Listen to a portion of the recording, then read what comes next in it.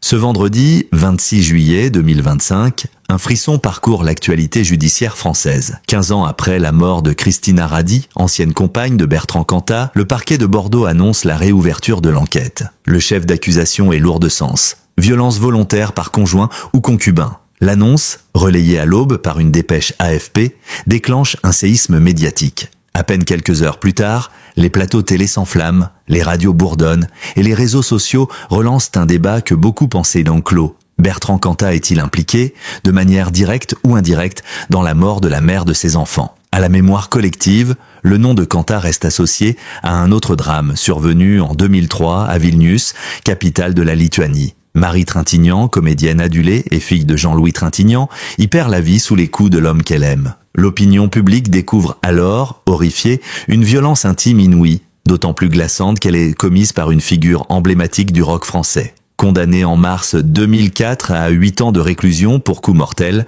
Cantat en purge finalement 4. À sa libération en 2007, il retrouve la France, mais aussi Christina Radi, son ex-femme, qui accepte de l'héberger à Bordeaux. Christina Radi, femme brillante, polyglotte, artiste à sa manière, avait pourtant tenté de reconstruire sa vie loin de l'ombre toxique du chanteur. Mais par amour ou par fatalisme, elle lui ouvre à nouveau les portes du foyer familial qu'ils partagent alors avec leurs 2 enfants, Milo et Alice. Ce retour à la vie commune intrigue et inquiète déjà certains proches. L'ancien détenu, toujours controversé, retrouve un quotidien où l'équilibre est fragile. Jusqu'au matin du 10 janvier 2010. Christina Radi est retrouvée pendue dans la maison familiale. La thèse du suicide est rapidement retenue. L'affaire est classée. La France se tait. Mais le silence n'efface pas le doute. Entre 2010 et 2020, plusieurs enquêtes exploratoires sont ouvertes, notamment à la demande d'associations féministes ou de proches de Christina. À chaque fois, la justice conclut à l'absence de preuves suffisantes pour requalifier les faits. Bertrand Cantat, s'il est accablé moralement par une partie de l'opinion, reste juridiquement hors de cause. Jusqu'à cette semaine de juillet 2025 où une série documentaire diffusée sur Netflix vient faire voler en éclats 15 ans de silence. Intitulée « De rockstar à tueur », le cas Cantat, cette production en 3 volets, ne se contente pas de retracer la chute du chanteur. Elle donne aussi la parole à des témoins inédits, à des proches de Christina Radi restés jusqu'ici dans l'ombre. Elle dévoile les zones floues, les incohérences, les signaux d'alerte ignorés. Mais surtout, elle révèle l'existence de pièces confidentielles, tenues secrètes par respect pour les victimes et la procédure. Anne-Sophie Jan, journaliste d'investigation au Point et co-réalisatrice du documentaire, affirme détenir des éléments qui ont troublé profondément les magistrats. Invitée de France Info le 24 juillet, elle confirme que certains témoignages recueillis au fil de ces 4 années d'enquête évoquaient des violences psychologiques et verbales graves exercées par Cantat sur Christina Radi dans les mois ayant précédé sa mort. Le parquet de Bordeaux, après visionnage de la série et examen des pièces annexes transmises en privé, prend une décision rare mais lourde de symboles, rouvrir une enquête close depuis plus d'une décennie. Il ne s'agit plus de suicide simple. Il s'agit d'interroger l'environnement, le contexte, l'éventuelle emprise. Et peut-être de révéler une mécanique de destruction silencieuse, tapie derrière les murs d'une maison bordelaise. Cette relance judiciaire ne tombe pas du ciel. Elle s'inscrit dans un climat social et médiatique profondément transformé depuis 2010. À l'époque, les violences conjugales étaient encore largement invisibilisées. Le mot féminicide n'était pas encore entré dans le code pénal. Aujourd'hui, après les vagues successives de libération de la parole, l'art MeToo, l'art nous toutes, et les campagnes sur le harcèlement domestique, la société a changé de regard. Et la justice commence, elle aussi, à revoir les dossiers à l'aune de cette nouvelle sensibilité. L'affaire Cantat Radi, longtemps perçue comme une tragédie intime, s'impose désormais comme une affaire publique, emblématique, presque archétypale. Elle oppose 2 trajectoires irréconciliables, celle d'une femme brillante, écrasée par un poids invisible, et celle d'un homme célébré puis maudit, aujourd'hui à nouveau sur la sellette. En filigrane, c'est toute une société qui est convoquée à revisiter ses silences, ses aveuglements et ses refus d'entendre. La réouverture de l'enquête n'est pas seulement une procédure judiciaire. Elle marque aussi le début d'un procès symbolique, celui de notre tolérance collective à la violence dans l'intimité. Et peut-être pour la première fois depuis 2010, l'espoir d'une vérité complète pour Christina Radi. Il aura suffi d'une série documentaire pour faire vaciller l'édifice fragile du silence. En mars 2025, Netflix met en ligne De rockstar à tueur, le cas Cantat, une série coup de poing composée de 3 épisodes de 40 minutes. Dès sa diffusion, le succès est immédiat. Le récit, haletant, glaçant, bouleverse le spectateur. Mais l'impact va bien au-delà de l'émotion. Il réveille une affaire que l'on croyait enterrée. Car derrière les images montées avec minutie se cache une matière explosive. Des témoignages, des documents inédits, des voix jusque-là tues. En quelques semaines, l'opinion bascule. Et la justice suit. La série, co-réalisée par la journaliste d'investigation Anne-Sophie Jahn et un producteur de renom, ne se contente pas de revisiter les grands faits de l'affaire Quanta. Elle cherche à comprendre ce que la justice, à l'époque, n'a pas su ou voulu voir. Et le regard porté sur Christina Radi change radicalement. Loin de l'image d'une femme fragile et solitaire poussée au suicide, le documentaire suggère qu'elle aurait été victime d'un engrenage destructeur, d'un climat d'emprise et de harcèlement psychologique répété. Un tableau sombre qui fait écho aux évolutions récentes de notre compréhension des violences conjugales invisibles. Dès les premières minutes, le spectateur découvre les contradictions d'un homme tiraillé entre la contrition publique et un comportement privé opaque. Des extraits d'interviews anciennes de Quanta, des archives judiciaires, mais surtout des récits de proches de Christina esquissent une relation bien plus toxique qu'on ne l'avait admis. Certains amis décrivent une femme éteinte, isolée, contrôlée. D'autres se souviennent de confidences faites à demi-mot, de SMS angoissés, de silences lourds. Les témoignages sont poignants, parfois anonymes, mais convergents. Ce que le documentaire ne montre pas, en revanche, s'avère tout aussi déterminant. Car si la série a bouleversé les spectateurs, c'est bien ce qu'elle n'a pas révélé à l'écran qui a alerté la justice.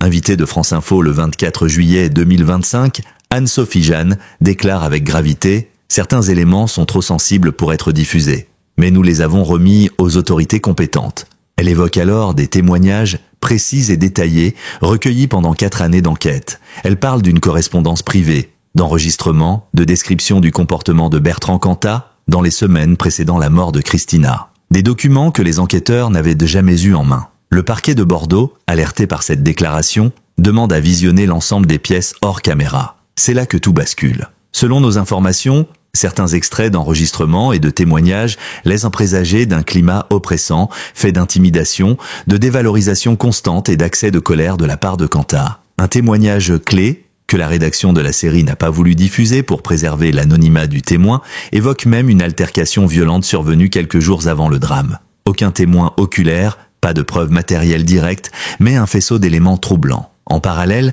les producteurs confirment l'existence d'un journal intime de Christina Radi, tenu sur plusieurs années. Des extraits auraient été lus par les réalisateurs et certains passages transmis aux autorités. On y lirait la trace d'une femme enfermée dans une relation de plus en plus étouffante. Il me parle comme si je n'étais rien. Je dors mal, j'ai peur quand il rentre le soir. Ou encore, selon une source proche du dossier, je pense que je vais mourir ici. Des mots lourds, bouleversants, qui éclairent d'un jour nouveau le suicide officiellement constaté en janvier 2010. Face à ces révélations, le parquet de Bordeaux prend une décision rare, rouvrir le dossier sous la qualification de violence volontaire par conjoint ou concubin.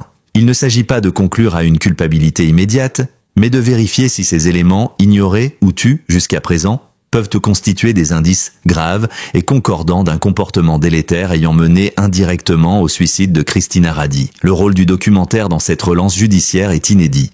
Jamais une œuvre audiovisuelle n'avait à ce point influé sur le déroulement d'une procédure fermée depuis plus d'une décennie. Cela pose question. Certains juristes s'interrogent, la justice peut-elle se nourrir d'un produit médiatique? Les réalisateurs sont-ils devenus des enquêteurs officieux? Pour Anne-Sophie Jahn, la réponse est claire, nous avons recueilli des faits, vérifié chaque témoignage et respecté les règles déontologiques. Si ces éléments peuvent servir la vérité, alors nous avons fait notre devoir. Ce débat soulève une autre question essentielle. Et si la vérité n'était plus entre les seules mains de la justice?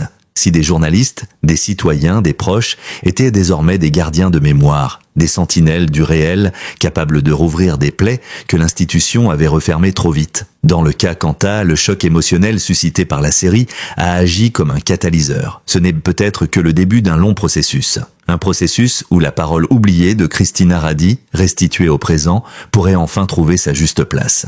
Au cœur de l'enquête rouverte sur la mort de Christina Radi se trouve une question centrale. Dans quel climat vivait-elle réellement aux côtés de Bertrand Cantat après sa sortie de prison en 2007? Pour comprendre les enjeux profonds de ce dossier, il faut revenir à cette époque trouble marquée par les espoirs déçus d'un nouveau départ et les signes avant-coureurs d'un mal-être insidieux. Car derrière la façade d'un foyer recomposé, les proches de Christina Radi décrivent un climat oppressant, fait de tensions larvées, de silences douloureux et d'une emprise psychologique qui ne disait pas son nom. Lorsque Kanta retrouve sa liberté, il n'a plus grand-chose. Une carrière brisée, une image médiatique désastreuse et peu d'alliés. Christina pourtant accepte de le réaccueillir dans le domicile familial de Bordeaux, officiellement pour le bien-être des enfants. Officieusement, les raisons sont multiples et complexes. Certains proches de la traductrice hongroise y voient une décision prise sous pression, alimentée par un mélange d'ambivalence affective, de culpabilité et d'inquiétude pour Milo et Alice. D'autres évoquent une emprise psychologique déjà installée avant même le drame de Vilnius. Les témoignages exhumés par les journalistes, et ceux désormais entre les mains de la justice, décrivent une femme terrée dans son silence, qui, malgré son intelligence et son indépendance, semblait peu à peu perdre pied. Christina, qui s'était affirmée dans le milieu culturel comme traductrice de grands auteurs hongrois et germanophones, réduisait progressivement ses activités. Elle s'isolait, annulerait des rendez-vous, limitait ses relations sociales. Une amie de longue date, interrogée sous couvert d'anonymat dans le cadre du documentaire, confie « Elle me disait que tout était sous contrôle, mais je voyais bien dans ses yeux qu'elle mentait. » Le plus troublant, dans cette période post-carcérale, est le contraste entre l'image que le couple renvoyait à l'extérieur, celle d'une famille recomposée tentant une réconciliation, et la réalité décrite par certains proches. Un quotidien rythmé par les humeurs imprévisibles de Kanta, les silences pesants, les critiques incessantes. Des mots durs, jamais hurlés, mais glissés comme des lames. Elle disait qu'il ne levait plus la main sur elle, mais que ces mots faisaient plus mal encore, révèle un autre témoignage. Cette violence invisible, psychologique, insidieuse, est aujourd'hui au cœur du réexamen judiciaire. L'un des éléments les plus significatifs du dossier repose sur les écrits personnels de Christina Radi. Selon nos informations, elle aurait tenu un journal aujourd'hui entre les mains de la justice. Certains extraits sont terrifiants, on y lit une détresse profonde. Il n'a pas besoin de crier pour m'écraser, il me regarde comme si je n'existais pas. Ou encore, je voudrais partir, mais je ne peux pas lui laisser les enfants. Ces phrases, si elles sont authentifiées, révèlent un état d'esprit d'enfermement psychique. Une femme piégée, désespérée, mais lucide sur sa propre condition. Le drame du 10 janvier 2010, officiellement qualifié de suicide, pourrait donc avoir été précédé de semaines, voire de mois de souffrances silencieuses. Christina est retrouvée pendue dans la cage d'escalier de leur maison. Son dernier message vocal à un ami, souvent évoqué mais jamais diffusé, aurait été chargé d'un désespoir palpable. Les enquêteurs, à l'époque, n'ont pas trouvé de preuves directes de violence. Aujourd'hui, à la lumière des nouvelles pièces et du contexte psychologique reconstitué, ils pourraient requalifier le cadre du drame. Les enfants du couple, Milo et Alice, âgés respectivement de 13 et 8 ans au moment des faits, ont toujours été tenus à l'écart de l'agitation médiatique. Devenus adultes, leur position pourrait s'avérer décisive si la justice les sollicite. S'ils acceptent de parler, ils pourraient confirmer ou infirmer la nature exacte de la relation parentale qu'ils ont vécue. Une démarche délicate, chargée d'émotions, mais potentiellement éclairante. Au-delà de l'aspect strictement judiciaire, cette affaire révèle aussi les limites du regard social porté à l'époque sur les violences conjugales. En 2010, le suicide de Christina n'avait pas soulevé d'indignation publique. Aucun débat, aucune mobilisation, elle n'était qu'un nom parmi d'autres. Il a fallu une décennie et un changement profond de mentalité pour que la société s'autorise à poser une autre lecture sur cette tragédie, celle d'un féminicide silencieux. Aujourd'hui, des voix s'élèvent pour dire que Christina Radi aurait dû être protégée, que sa souffrance n'était pas invisible mais ignorée, que le retour de Kanta chez elle aurait dû alerter. En relançant l'enquête, la justice tente peut-être de réparer une erreur collective et de donner à celle qui n'a jamais pu parler la place qui lui a été refusée de son vivant.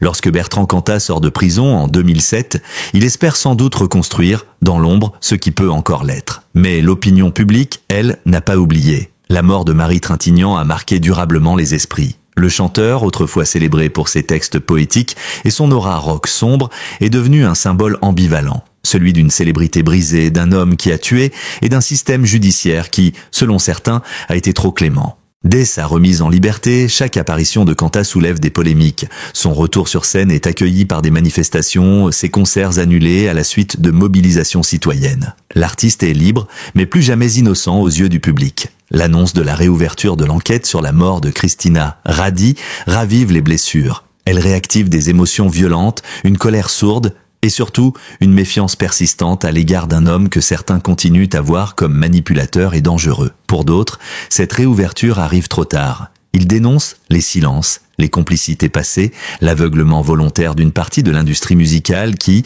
pendant des années, a choisi de séparer l'homme de l'artiste. Dans les milieux culturels, le malaise est palpable. De nombreux artistes qui avait soutenu Kanta dans les années 2010 au nom de la réinsertion, se murent désormais dans le silence. La réhabilitation d'hier devient embarrassante. Certaines figures, comme le chanteur Kali ou la réalisatrice Claire Denis, qui avaient collaboré avec lui, refusent tout commentaire. D'autres, plus militants, prennent la parole pour condamner l'omerta.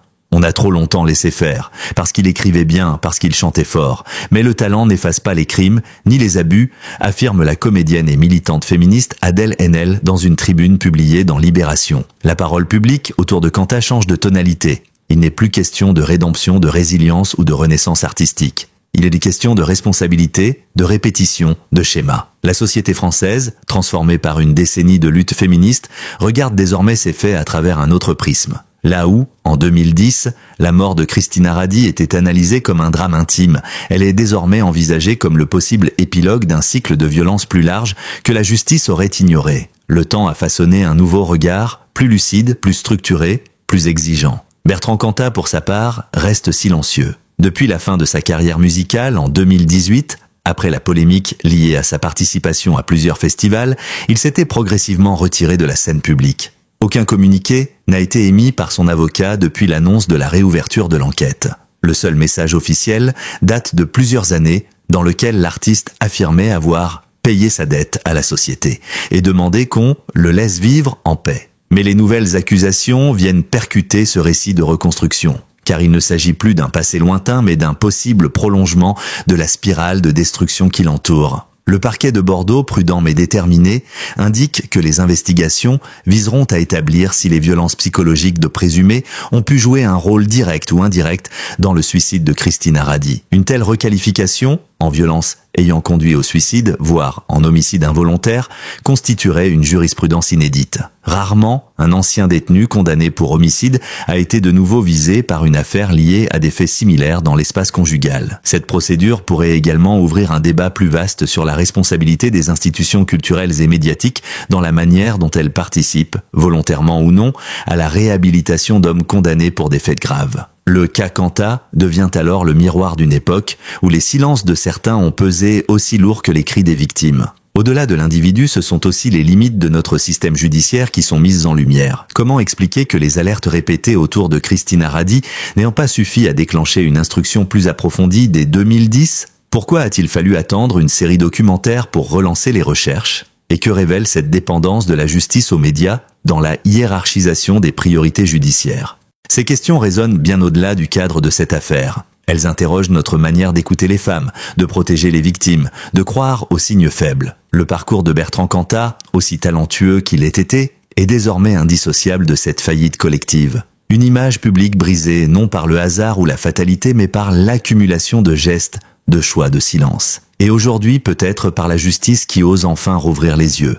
La réouverture de l'enquête sur la mort de Christina Radi ne marque pas seulement un nouvel épisode judiciaire dans le parcours déjà chaotique de Bertrand Cantat. Elle engage bien plus qu'un homme face à ses actes, elle convoque la mémoire collective, interroge notre rapport à la violence invisible et oblige la société à regarder en face ce qu'elle a longtemps refusé de voir. L'affaire Cantat, devenue emblématique, dépasse désormais le simple cadre de l'intime. Elle est devenue affaire publique, miroir d'une époque, révélateur d'un aveuglement généralisé. Dans les premiers jours qui ont suivi l'annonce du parquet de Bordeaux, les réactions ont fusé. De nombreuses associations de lutte contre les violences faites aux femmes ont salué une décision courageuse et attendue. Certaines figures militantes parlent d'un espoir de réparation pour toutes les victimes passées sous silence, d'un signal fort envoyé aux auteurs de violences psychologiques. D'autres, plus prudentes, redoutent que cette relance judiciaire n'aboutisse à rien de concret, tant le dossier est ancien, les preuves matérielles rares et les témoins aujourd'hui dispersés, abîmés par le temps ou le traumatisme. Mais le simple fait que cette affaire soit rouverte suffit déjà à faire émerger une forme de reconnaissance posthume. Pendant trop longtemps, le suicide de Christina Radi a été perçu comme une tragédie personnelle, presque comme une conséquence de sa fragilité supposée. Jamais on n'a vraiment cherché à comprendre si ce geste désespéré n'était pas, au fond, le point final d'un processus lent d'effondrement intérieur, nourri par l'humiliation, la peur, la perte de soi. Ce que les spécialistes appellent aujourd'hui le suicide assisté par la violence psychologique. Une forme de meurtre silencieux. Dans ce contexte, la justice n'a pas seulement un rôle à jouer, elle a un devoir. Le devoir de nommer les choses, de reconnaître les zones d'ombre, de remettre en question ses propres lacunes. Si les nouvelles investigations confirment l'existence de violences subies par Christina Radi dans les mois ayant précédé sa mort, alors la requalification du dossier pourrait avoir un retentissement historique. Pour la première fois en France, un homme déjà condamné pour meurtre dans un cadre conjugal pourrait être mis en cause dans un deuxième drame de même nature. Une situation inédite, à la frontière du droit et du symbole. Dans les cercles proches de Quentat, c'est le silence absolu. Aucun commentaire de l'avocat du chanteur, aucun mot de ses anciens collaborateurs. L'homme, retiré depuis des années dans une propriété isolée, n'a plus donné signe de vie médiatique depuis 2018. Mais la tempête judiciaire le rattrape et avec elle, le poids d'un passé qui ne s'efface pas. Pour certains, cette réouverture d'enquête est une seconde chance de vérité. Pour d'autres, elle sonne comme une épitaphe tardive, un geste moral qui arrive bien trop après le dernier souffle de Christina. Dans cette affaire, les enfants du couple, Milo et Alice, aujourd'hui adultes, apparaissent comme des figures silencieuses mais centrales. Ils sont ceux qui ont vu, ressenti, vécu ce que les autres ont seulement soupçonné. Le parquet pourrait être amené à les entendre dans un cadre protégé, avec toutes les précautions dues à leur situation. Ce témoignage, s'il a lieu, serait d'une portée inestimable à la fois humaine et judiciaire. Car ce sont eux, peut-être, qui détiennent la clé de ce huis clos familial devenu mystère national. En parallèle, les appels à une réforme judiciaire se multiplient. Des voix réclament la systématisation des enquêtes approfondies en cas de suicide conjugal, la création d'une cellule dédiée au féminicide posthume, ou encore l'obligation pour les magistrats de réexaminer les plaintes classées lorsqu'un faisceau d'éléments nouveaux